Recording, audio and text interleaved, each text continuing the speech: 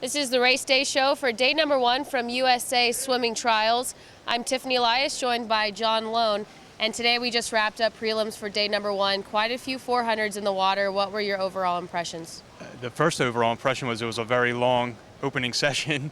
I think just under 5 hours, Tiffany, is what that whole thing took. So there were a lot of athletes sitting around, especially the men's 100 breaststrokers. I know Brendan Hansen came down during his interview and said, it's 2:30, I got to get out of here, because they want to get back and get ready to go for tonight.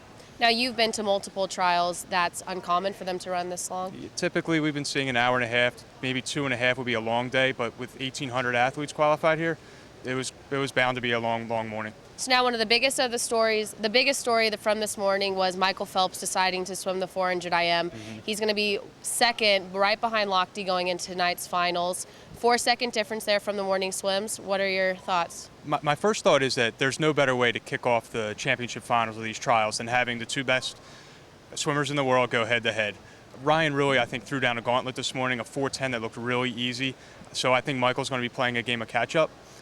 He's not really accustomed to that beyond the last year or so, but we'll see what he has in the tank. But I think this is going to be Ryan's race. Do you think Tyler Clary's still in the mix, or it's almost a shoo-in for those two as long as nothing happens? It's a shame because Tyler's a guy who could take a bronze medal in the Olympic Games, but he won't be there. I think this is a two-person show. Now, the 100 butterfly was the first event on the women's side, and almost a world record set in the prelim swim. Dana Vollmer coming away with a 56.5, and she seemed really happy with that. She's had just a terrific tune-up season. She's been great since last year in Shanghai when she won the world title, and I think we're just seeing her getting better and better. I fully expect tonight for her to scare that 56.0, which is where the world record stands, and could we actually see the first woman in 55 in a 100 fly? That's a time I don't think we ever thought we might say, except maybe in the tech suit era, and here we are. Textile suits back, and maybe she can pull that off. Definitely check out the interview with Dana Vollmer on Swimming World TV. She said she wanted to be under 57. She would have taken a 56 high, so the fact that she was in the mid-range, she was pretty happy with that. And I think it bodes well also for her 100 and 200 freestyles later in the week, because that's going to be a huge key to these American relays in London to see. They need some people to step up to. Dana hasn't done a 200 freestyle in a while. That's going to be a missing piece, that where Dagny Knutson was on that World Championships relay last year, Dana's just going to step right in and maybe even make it stronger.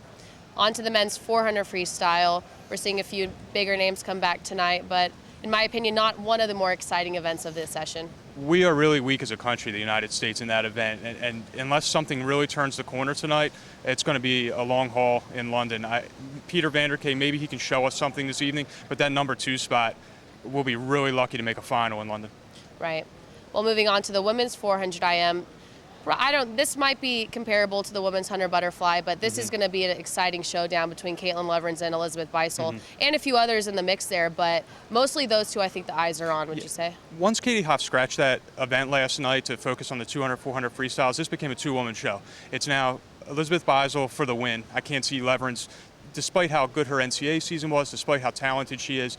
The way Beisel swam this morning, 4:35, nice and easy, I don't think she'll be touched. But then again, I don't think Leverins can be touched for the number 2 spot. And here, first and second's as good as number 1. So. Well, talking to Beisel this morning, she said she wants to be around the heels of Leverins going into, Leverins wants to be on the heels of Beisel going into the halfway mark. But if you looked at their splits, pretty sure they were a little closer than that. But I think it's going to be interesting once we get to the breaststroke. If Leverins is on her heels going into the breaststroke, Leverins is in great shape because she'll destroy her on the breaststroke leg. The thing is, I don't think she can be anywhere near her heels. I definitely agree with that. And wrapping up day number 1 was the men's 100 breaststroke, and like you said, was really challenging because it took us so long to get to that. Right. But Brendan Hansen, what are your thoughts going into finals? I thought he looked a little sluggish this morning. He didn't go out as fast as I've been accustomed to seeing him over the years, especially in his heyday. So maybe tonight he comes out and he loosens up a little bit. I think for his mental sake, he needs to fire on a 59.9 or just break that minute mark today, and I think that'll be huge for his confidence. I definitely think he needs that boost.